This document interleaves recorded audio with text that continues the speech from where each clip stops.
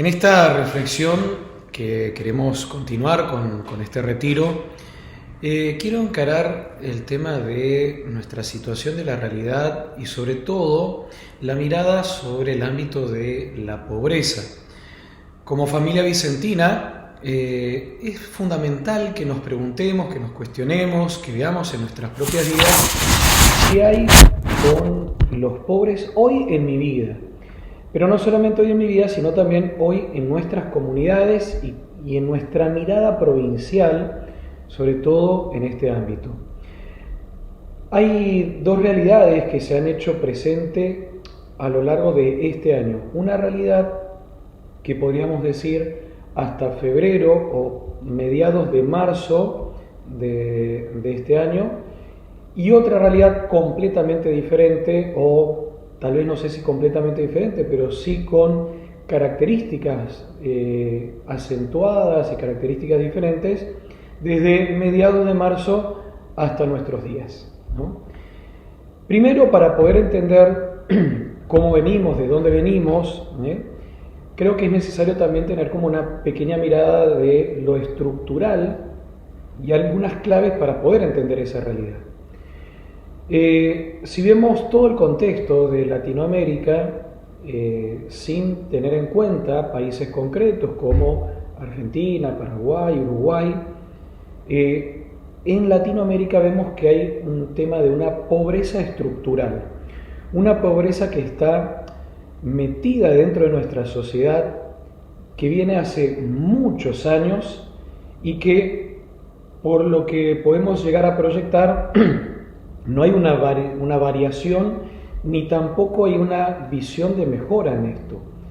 Vemos que hay pobres con herencia de pobreza, ¿no? Que sus abuelos han sido pobres, sus padres han sido pobres, ellos, y es muy posible que sus hijos y sus nietos también lo sean. Por lo tanto, vemos que sí que hay una estructura de pobreza en nuestras realidades, en nuestra sociedad latinoamericana. Es una sociedad también donde la mayoría está volcada a los servicios.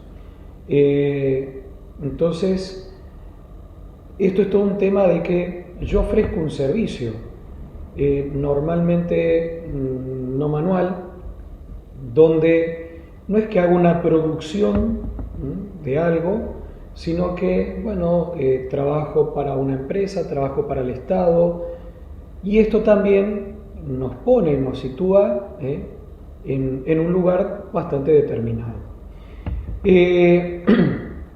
Los trabajos menores quedan afuera de todo.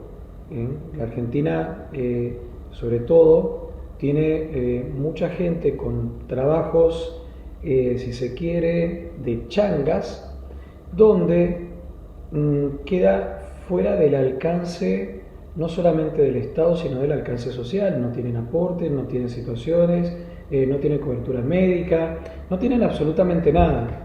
Entonces, todos los trabajos menores en nuestras sociedades quedan excluidos de todo.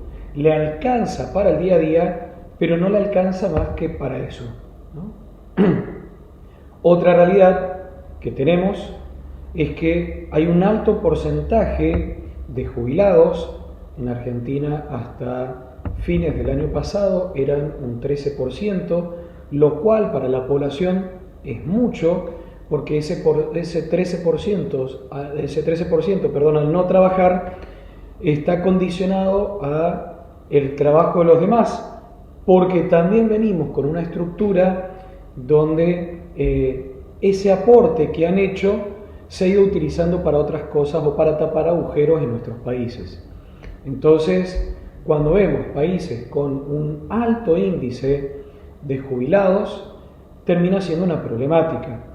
Pero no solamente que tenemos un alto índice de jubilados, sino también que tenemos un alto índice de personas que viven de algún u otro modo gracias a la ayuda del Estado. El Estado se hace cargo de esto, pero la problemática que genera es que hay gente que pasa tiempo o pasa su vida dependiendo de la ayuda del Estado. Entonces, cuando yo dependo de otro, Por lo tanto, tengo justamente un tema de esto que se dice de dependencia, es decir, necesito del otro para poder yo vivir. Se genera un clima de esclavitud. Y acá no quiero caer en temas políticos, porque al menos en nuestros países todos los partidos y todos los colores políticos terminan de algún otro modo más o menos haciendo lo mismo. Entonces, si lo que digo es, cuando el Estado se hace un Estado paternalista, hace que la persona quede en una situación infantil de vida y donde todo yo le tenga que reclamar al Estado, incluso mi propio sustento. Cuando dependo del otro, ¿hasta qué punto puedo ser capaz por mis propios medios para salir de mi pobreza? Si siempre estoy dependiendo de un otro, en este caso, Estado, ¿no? También vemos que los que peores están son aquellos que trabajan, si se quiere, de manera de cuenta propia. El cuentapropista, que vendrían a ser los vendedores ambulantes o alguna situación particular, son las personas que terminan siendo más afectadas por todo lo que pasa en el contexto social, ¿no? Son los que, si no trabajan hoy, no comen, donde no tienen una capacidad de ahorro, donde es muy probable que nos encontremos con mucha gente en situación de calle, viviendo y lo que se llama vulgarmente puchereando el día a día. Entonces, vemos que este factor social va en lugar de ir decreciendo, va creciendo cada vez más y nos encontramos con más situaciones de esta donde poder responder se hace netamente difícil.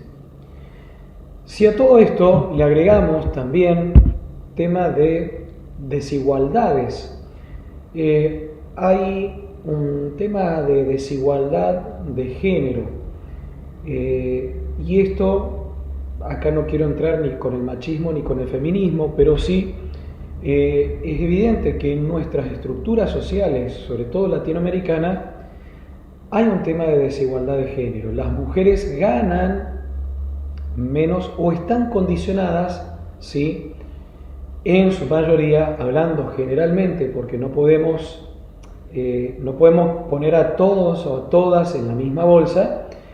En su mayoría las mujeres están como en un sector laboral inferior al sector laboral masculino, ¿no? Pero bueno, más allá de eso, sí lo que podemos llegar a ver y a descubrir que es un tema de desigualdad, y un tema donde hay algunos condicionamientos tan fuertes que todavía hoy nos cuestan romperlos. En estas desigualdades también existe lo que se llama la desigualdad de posibilidades intelectuales. También en nuestros países podemos llegar a ver que un niño que va a una escuela pública, lastimosamente, no tiene normalmente todas las herramientas que tiene un chico que va a una escuela de gestión privada, o incluso, mucho menos, a un chico que va a una escuela privada 100%. Vemos que las posibilidades edilicias, las posibilidades económicas, las posibilidades de número, no es lo mismo tener clase en un aula con 20 chicos a tener una clase en un aula con 40 chicos. Entonces, estas situaciones van desmejorando y van generando desigualdades estructurales. Cuando vemos también que el chico que va a la escuela pública apenas a veces puede ir con un calzado, uno entiende de que este niño va a llegar a casa y va a poder estudiar cuando en casa le espera una misma habitación con 7 o 8 hermanitos más viviendo en la misma cocina o en el mismo lugar, donde hay una vida que sigue generándose, donde hay ruido, donde hay cosas, donde no hay una comodidad para poner el cuaderno y poder hacer la tarea. Entonces, vemos que esta desigualdad sigue siendo cada vez más grande y por lo tanto más estructural, ¿no? A todo esto podemos llegar a poner también y decir de que las trayectorias educativas en nuestros países son bastante cortas, no todos pueden terminar incluso la primaria. Hoy por hoy, con suerte, los niños están terminando la primaria, pero la secundaria, cuando yo tengo que pensar que tengo una familia detrás, donde tengo que ayudar a mamá o a papá para poder solventar la vida de la familia y tengo que salir a trabajar, entonces, ¿cómo hago yo para poder continuar estudiando y a la vez ver la miseria que hay en mi casa? Entonces, vemos que hay un gran abandono en el primer año de secundaria, ¿no? Esto también se debe a una falta de estímulo en el hogar. Los niños muchas veces se encuentran con familias donde tienen que elegir, y entre elegir si el chico lo tiene que ayudar o si el chico tiene que estudiar, muchas veces mamá o papá le dicen: tenés que ayudarnos, ¿no? Y el estudio es para otros, no es para vos. Otro factor también es que se toma a la escuela como un lugar de aprendizaje de lectoescritura, ¿no? De cálculo y de valores. Entonces, por lo tanto, la escuela no es un ámbito integral, ¿no? Mientras sepa leer y escribir, mientras sepa hacer algún cálculo o algo, nada más. Pero el problema es que no ven la escuela como una posibilidad de proyección, como una posibilidad de salida de la pobreza o como una posibilidad de crecimiento personal, ¿no? Otros factores que podemos llegar a ver también es que se da también una desigualdad entre estas clases sociales dentro de los ámbitos escolares. Está el hijo de y yo, ¿no? Los que llevan tal ropa, así usasen absolutamente todos guardapolvos, el guardapolvo del otro no es igual al mío. El mío está remendado, cosido, y el guardapolvo del otro está nuevo. Y esto va generando situaciones de desigualdad que no las podemos evitar porque la sociedad también es así. No todos tenemos la misma capacidad para comprar lo mismo. Pero cuando en la escuela no se puede acompañar estos procesos, sí se generan estas situaciones de desigualdades sociales, ¿no? Estas desigualdades incluso las podemos notar en el ámbito laboral, ¿no? Yo me tuve que romper la espalda limpiando baños cuando la otra tal vez trabajó en otro ámbito o nunca trabajó, nunca tuvo la necesidad de trabajar. Entonces, estas desigualdades, cuando no están bien acompañadas y no están sostenidas, generan estructuras también de odio, de broncas sociales, ¿no? O si esto está alimentado por diversos factores sociales, se genera justamente este odio de clase que vemos y que nos encontramos muchas veces en nuestros países, donde los ricos tienen algo, los pobres son otra cosa, y donde es una lucha entre ricos y pobres cuando no debería ser así, ¿no? Si a todo esto vamos encontrando también, ¿no?, que hay estructuras que son muy difíciles de romperlas, hay mecanismos que contribuyen también a esa diferencia o legitiman posiciones de desigualdad estructural, uno puede llegar a preguntarse cómo hacemos con todo esto, ¿no? O cuál es mi rol con todo esto. Pero si esto fuese solamente así, sería realmente más llevadero porque es algo que venimos viendo durante mucho tiempo y donde de algún otro modo vamos haciendo una reflexión en el tiempo de todo esto. Pero como bien decía, desde marzo de este año en adelante, esto en algunas cosas se ha modificado rotundamente y en otras cosas se ha acentuado rotundamente.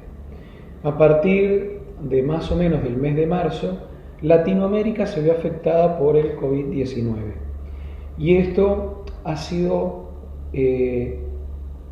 una sorpresa a nivel social, pero también con esta sorpresa a nivel social, porque nadie lo esperábamos, una modificación de nuestra vida, ¿no?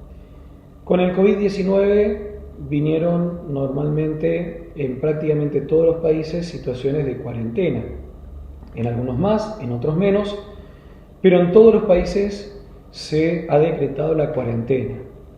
Bien, uno entiende de que esto es positivo porque debemos cuidarnos, pero ¿qué pasa? La cuarentena ha acarreado con ella situaciones realmente complicadas para la vida de las personas y de las familias. La cuarentena ha hecho que muchas familias, ¿sí?, primero tengan que de golpe empezar a compartir cosas que hasta el momento no lo hacían. Y cuando hablo de cosas digo incluso de tiempo. Y en algunos parece como algo muy simple, pero realmente esto no es tan así. Cuando yo estoy acostumbrado, y vengo años de mi vida acostumbrado a una rutina, donde en mi rutina estoy por momentos en casa, pero por otros momentos estoy fuera de ella, donde comparto con mi familia, pero por momentos también comparto con otras personas y estoy en interacción con otras personas, y de golpe todo eso se me corta y tengo que pasar las 24 horas del día, los 7 días de la semana, los 30 días del mes, con las mismas personas, en el mismo lugar. Esto genera otra mirada y otra situación de vida. Hemos descubierto que muchos matrimonios en este tiempo de pandemia han llegado a separarse. Y uno dice, bueno, a ver, si se separaron, por algo es. Claro que por algo es. Seguramente ha habido una raíz previa a todo esto que en el momento de la pandemia y de la convivencia absoluta explotó. Pero que en el otro formato se venía sosteniendo porque habían espacios de respiro, ¿no? Espacios donde yo compartía con otras personas y donde yo podía hacer también de mi vida otras cosas. Pero acá, cuando hay una pequeña crisis, y si a esa crisis le sumo una sobredosis de convivencia, cuando no sé convivir con el otro, entonces evidentemente surge la ruptura, ¿no? No solamente esto, ¿no? Muchas de las familias en este tiempo de pandemia han perdido su trabajo. Muchos de ellos perdieron literalmente su trabajo y quedaron en la calle. Otros que trabajaban de manera particular o eran cuentapropistas, como hablábamos, que hacían changas y demás, tuvieron que, como se dice, cerrar la persiana y quedaron sin ningún ingreso. ¿Cuál es la problemática? Que la problemática es que la gente, hay dos situaciones. La gente que tenía una capacidad de ahorro y la gente que no. La gente que tenía capacidad de ahorro pudo estirar un poco más. En el caso de algunos países, por ejemplo Uruguay, que la cuarentena ha sido un poco más corta, esas personas tal vez no se vieron tan afectadas por todo este tema de la pandemia, aunque se vieron igualmente afectadas. Pero en el caso de Argentina, por ejemplo, que la cuarentena lleva más de 100 días, entonces uno se pregunta, ¿hasta qué punto esta misma persona que tenía capacidad de ahorro y que los vino consumiendo, hoy puede seguir solventando la misma vida que tenía? Seguir solventando la misma empresa que tenía y seguir solventando los mismos empleados que tenía con las mismas condiciones laborales. Por lo tanto, si la persona en una condición económica alta se ve desmejorada, todo su entorno también se ve desmejorado, incluso los mismos empleados que trabajaban con él o con ella. Esta persona, como sabemos todos, cuando uno crece en la manera de ingreso, también crece en la manera de egresos. Entonces, cuando yo tengo más egresos, tengo más gastos, por lo tanto, cuando me viene una situación como esta, entro también en crisis como entra cualquier otro, porque mis egresos serán altos, porque yo contaba con ingresos altos. Ahora, para las familias de clase media que se han encontrado con una situación donde tenían una capacidad de ahorro mínima, donde podían tal vez irse 10 días de vacaciones a la costa o a alguna provincia o a la casa de algún familiar en el verano, y tenían algún, como se dice, laburito por ahí. Con esto, muchos de ellos quedaron sin trabajo, algunos otros tuvieron que, como decía, cerrar el local porque no podían pagar alquiler, porque no podían sostener a 1 o 2 empleados que tenían, porque no podían continuar con todo lo que venían haciendo. Y otros incluso, que también en esta clase media, pero al ser también empleados de alguien, quedaron o con el sueldo reducido o incluso sin ningún ingreso. El problema no es solamente aquí un tema económico, que sí lo hay, sino que también el problema para estas familias es que muchas de ellas pasaron a una categoría de clase media a una categoría de pobres. Para alguien que nunca estuvo en una situación de pobreza, es muy difícil conllevar esta situación, ¿no? Es muy difícil verse en este momento pidiendo algo a alguien, ¿no? Hemos visto en nuestros institutos educativos gente que viene pidiendo por favor una ayuda, una beca. Hemos visto gente que se ha acercado a las iglesias pidiendo tal vez un bolsón de mercadería. Esta gente nunca en su vida tuvo que pedir. Y hoy se ve con esta situación de lleno de vergüenza tener que ir a pedirle a alguien que por favor le ayude porque tal vez necesita darle de comer a sus hijos. Y esto es una pobreza que no la hemos visto o no la veíamos o no la veníamos viendo en esta magnitud. Y entonces vemos situaciones donde de golpe muchos padres o abuelos jubilados terminan con esa pequeña jubilación tratando de ayudar a la familia de sus hijos para que sus nietos puedan comer en el día a día. Vemos también la desesperación de la gente donde dice prefiero morirme a causa de un virus que morirme por hambre, donde vemos el enojo, donde vemos el fastidio, donde vemos estas situaciones que antes no la estábamos viendo, no la estábamos percibiendo.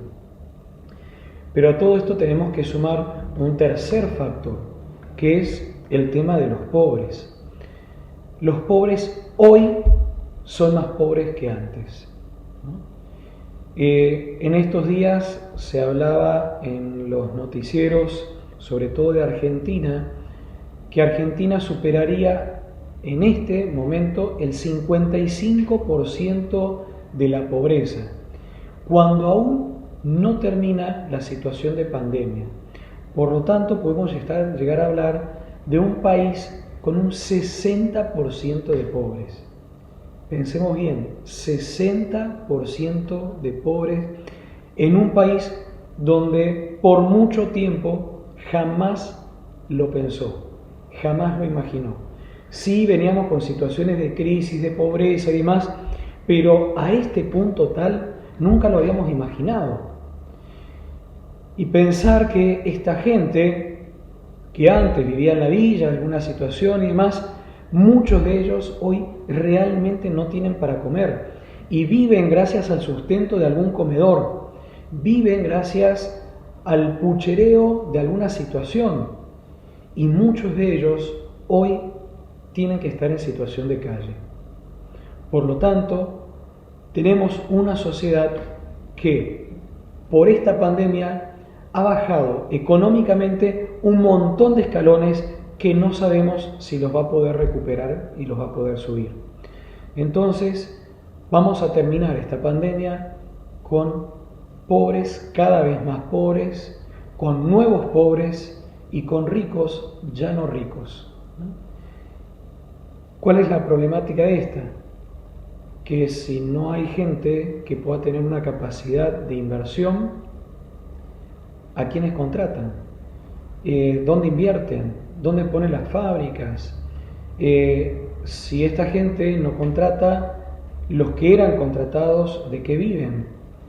E incluso pensando que aquellos que vivían de planes sociales, cuando el Estado no tiene ingreso porque aquel que aportaba ya no puede aportar, ¿cómo el Estado solventa la vida de estos pobres? Por lo tanto, tenemos que pensarnos que estamos sumergidos en una crisis como tal vez muchos de nosotros no la hemos vivido jamás, jamás, ¿no?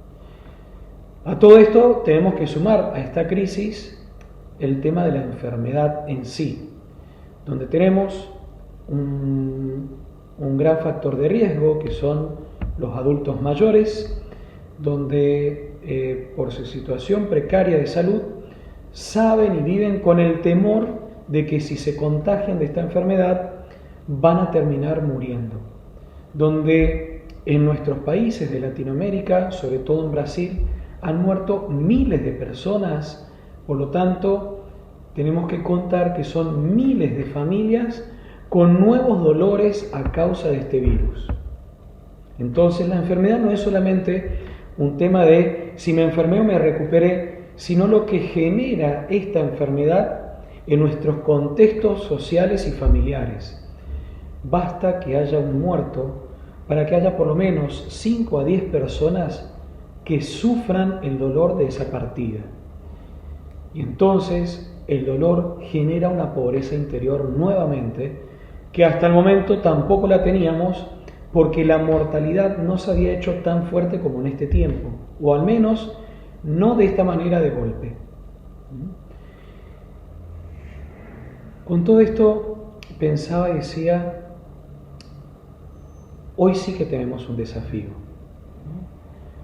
Y me pensaba y les comparto y le digo, me pensaba y decía, puede ser que siga permaneciéndome como sacerdote en este contexto de mi iglesia, dentro del templo, incluso esperando que la gente siga viniendo a solicitarme, a pedirme algo. Y evidentemente no. Les comento simplemente lo que nos ha pasado en nuestra comunidad, donde hoy estoy. Desde que llegamos nos tocó la pandemia, ¿no? Llegué a la comunidad y a las 2 semanas nos toca cerrar el templo. Y nos tuvimos que reformatear, nos tuvimos que reprogramar en nuestro ser sacerdotal, porque ya no podíamos celebrar la Eucaristía con la gente, no podíamos confesar, no podíamos celebrar ningún otro sacramento como bautismo, como casamiento, ni nada, ni siquiera podíamos ir a los hospitales a llevar la unción a los enfermos. ¿Y entonces qué? La pregunta pasa por ahí. Entonces, ¿voy a dejar de ser sacerdote? ¿Voy a dejar de ser consagrado? ¿Van a dejar de ser hermanas? ¿Vamos a dejar de ser laicos del Señor? Porque tengamos que tener nuestros templos, nuestras escuelas, nuestras comunidades cerradas. No puede ser. No puede ser. Yo creo que hoy el Señor nos empuja y nos anima a romper esta estructura que nos costaba tanto romperla, que veníamos con tanto tiempo sin poder hacerlo por temores, por miedos, por inseguridades, porque creíamos, ¿sí?, que era el mejor modo de servir al Señor. Y hoy podemos encontrarnos donde el Señor tal vez nos dice, como en San Juan, denle ustedes de comer, ¿no? Denle ustedes ese pan que necesitan, denle el pan de la esperanza, denle el pan del sustento, del día a día, denle el pan de la misericordia. Y en esto sí nos tiene que mover como familia vicentina. En esto sí estamos interpelados porque no podemos ser indiferentes a toda esta realidad. ¿Somos responsables de la pobreza? Sí, también lo somos responsables de la pobreza, ¿no? No quiere decir de que nosotros hayamos generado los pobres, pero somos responsables como lo es cualquier persona en nuestra sociedad. Tenemos que soñar, tenemos que animarnos a pensar y no solamente ser fabricadores de ilusiones. Tenemos que pensar concretamente cómo vamos a salir de esto, cómo vamos a ayudarle al otro a ponerse de pie, a recuperar su dignidad, su trabajo, a recuperar ese corazón roto por el duelo. Tenemos también que pensar aquí, verdaderamente, hoy más que nunca, en un cambio sistémico, ¿no? Alguna vez, en alguna charla de manera particular, decía, creo que esta pandemia nos viene también enseñando muchas cosas. Así como nos viene golpeando, nos viene enseñando algo más. Nos enseñó una nueva manera de ser iglesia. Nos enseñó esta posibilidad de hacer comunión cuando no puedo acercarme al cuerpo de Cristo. Nos enseñó a hacer comunidad aún en la distancia o aún a través de una red social. Pero esta pandemia nos tiene que enseñar a vivir nuestro ser vicentino. Vicente de Paúl ha buscado por todas las maneras posibles de dar respuestas a las pobrezas de su contexto social. Vicente de Paúl también tuvo pandemia, Vicente de Paúl tuvo crisis y situaciones de guerra y otras situaciones más, y a todas ellas trató de dar una respuesta. Por lo tanto, nos vemos en la obligación de pensar juntos nuevas respuestas. Nos vemos en la obligación de reformularnos interiormente y como comunidad. Hace muchos años ya atrás, la familia vicentina venía hablando de sistema del cambio sistémico, ¿no? O la forma, este contexto del cambio sistémico, que era no otra cosa más que poder ver cuáles eran las situaciones que generaban una pobreza estructural y poder a partir de ahí trabajar con la gente, no desde arriba, sino a la par, y ayudarlos a salir de esa pobreza estructural. Hoy más que nunca implica en nosotros tener una nueva mirada, ¿no? Tener un nuevo sentido, un nuevo horizonte, porque hoy tenemos, como decía, una sociedad cada vez más pobre. Muchos de ustedes, muchos también de nosotros, nos toca trabajar también incluso en la educación. Somos responsables de pensar un verdadero futuro para esos chicos. Hoy la educación también se ha visto modificada. Ya no nos deja ni siquiera tener a los chicos en el aula. Y tuvimos que readaptarnos a la tecnología. Y con esto nos hemos visto también con otra pobreza más, la pobreza tecnológica, la pobreza de falta de acceso a Internet o a los medios. Bueno, somos nosotros también quienes tenemos la obligación de pensar cómo hacer llegar todos estos medios a la mayor cantidad de nuestra gente. Porque hoy vemos que si no tienen acceso a una red social o incluso a la red de Wi-Fi o de Internet, no tienen acceso a nada, quedan aislados del mundo. Entonces, los desafíos para nosotros son cada vez mayores, ¿no? Realmente son grandes. Y creo que hoy este carisma de San Vicente y de Santa Luisa se ve mayormente interpelado, ¿no? Este carisma nos llama y nos mueve a pensarnos qué clase de familia vicentina queremos ser hoy. Como había dicho en el tema de Luisa Marillac, con esto no podemos solos. O estamos juntos o no estamos. Porque nos vamos a dar cuenta que lo que nos espera de la puerta para afuera realmente es mucho, es grande y es grave.